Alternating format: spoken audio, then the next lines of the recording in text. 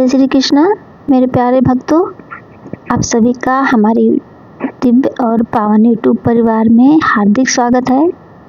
आज हम रसपान करने जा रहे हैं पौष मास महात्म के अध्याय 6 का। वह अध्याय जहाँ सूर्यपुत्र शनिदेव स्वयं कैलाश पर्वत पर बालक गणेश के दर्शन के लिए आते हैं, जहाँ महादेव, विष्णु, ब्रह्मा, देवगण और समस्त लोग एकत्र होकर उस अलौकिक घटना के साक्षी बनते हैं। तो दोस्तों, प्रेम से बोलिए विघ्नहर्ता गणपति बप्पा मोरया। श्री नारायण जी नारद जी से कहते हैं, हे नारद, आशीर्वाद देकर श्री हरि उस दिव्य बालक को देवताओं और मुनियों से सुशोभित रत्न निर्मित सिंहासन पर विराजमान कर चुके थे। उनके दक्षिण में महादेव, वाम में प्रजापति ब्रह्मा और आगे धर्मराज अपने आसन पर स्थित थे। निकट ही सूर्य, इंद्र, चंद्रमा, ऋषि मुनि, पर्वत, देवता सुखपूर्वक अपने आसनों पर आसीन थे। तभी महायोगी सूर्यपुत्र शनिचर भगवान गणेश के दर्शन हेतु वहां पहुंचे। उनका मुख विनम्रता से झुका हुआ था, नेत्र आधे मुंदे हुए और मन एकाग्र होकर सदा की भांति भगवान श्री कृष्ण के ध्यान में लीन था। वे दिव्य श्याम वर्ण के पीतांबर धारण किए हुए थे। अग्नि संस्कार से शुद्ध वस्त्रों से अलंकृत होकर तेजोमय दिखाई दे रहे थे। वहीं माता पार्वती अपने बालक को छाती से लगाए हुए हर्षपूर्वक मुस्कुरा रही थी और उनके शरीर पर रत्न आभूषण मनोहर चमक रहे थे। पार्वती जी ने शनि देव का स्वागत किया और पूछा, हे सूर्यपुत्र, आपका मुख नीचे की ओर क्यों है? आप मेरी ओर या मेरे पुत्र की ओर नहीं देख रहे? शनिदेव ने दंडवत होकर कहा, माता, सब जीव अपने अपने कर्म के अनुसार ही सुख दुख पाते हैं। मैं भी आज अपने कर्म फल का ही भोगी बनकर आपके सामने खड़ा हूँ। बचपन से ही मैं श्री कृष्ण का अनन्य भक्त था। एक दिन मेरी पत्नी, जो अत्यंत तेजस्विनी और सती स्वभाव की थी, ऋतु स्नान के बाद मेरे पास आई, परंतु उस समय मैं श्री कृष्ण स्मरण में लीन था। उसने ऋतु काल व्यर्थ होने के कारण मुझे श्राप दे दिया कि जिस पर मेरी दृष्टि पड़ेगी उसका विनाश हो जाएगा।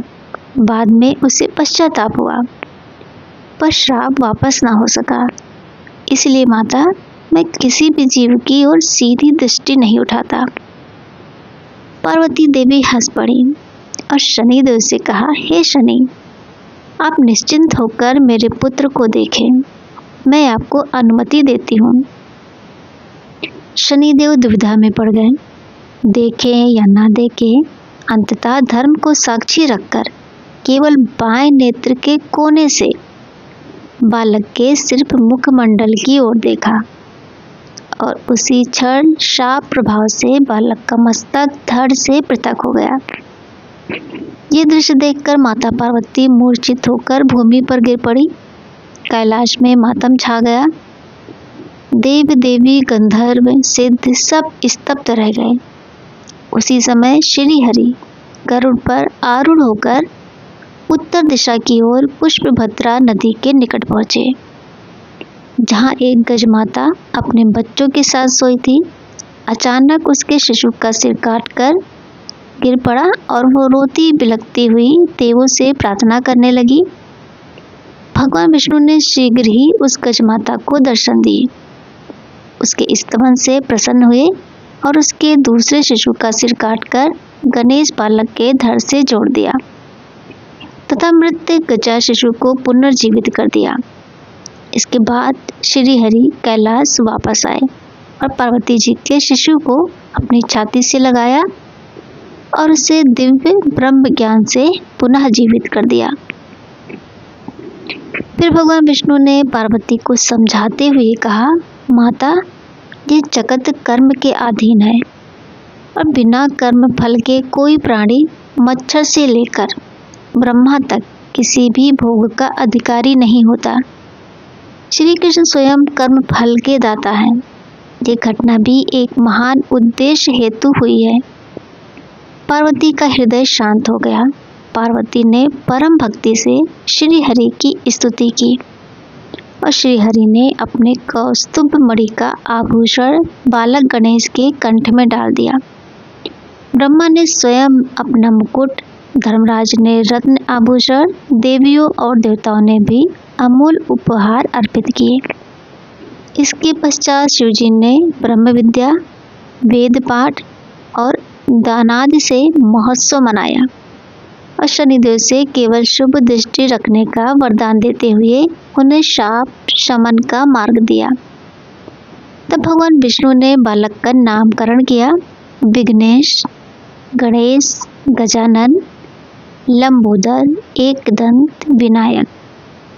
इसके बाद पार्वती जी ने 100 कलशों, गंगा गोदावरी के जल, शुद्ध वस्त्र, चंदन, रत्न, धूप, दीप, पुष्प, 1 लाख दूध, 1 लाख दही, 3 लाख मधु और 5 लाख घृत के कलशों से दिव्य अभिषेक और महापूजन किया।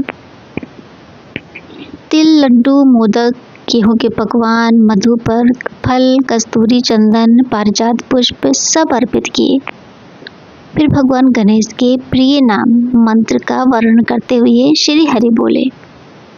इस 32 अक्षरों वाले मंत्र के 5 लाख जप से सिद्धि प्राप्त होती है। ये धर्म, अर्थ, काम, मोक्ष देने वाला है। इसका जप करने वाला समस्त ग्रह पीड़ा से मुक्त होता है, संकट नष्ट होते हैं और श्री गणेश की स्थायी कृपा प्राप्त होती है।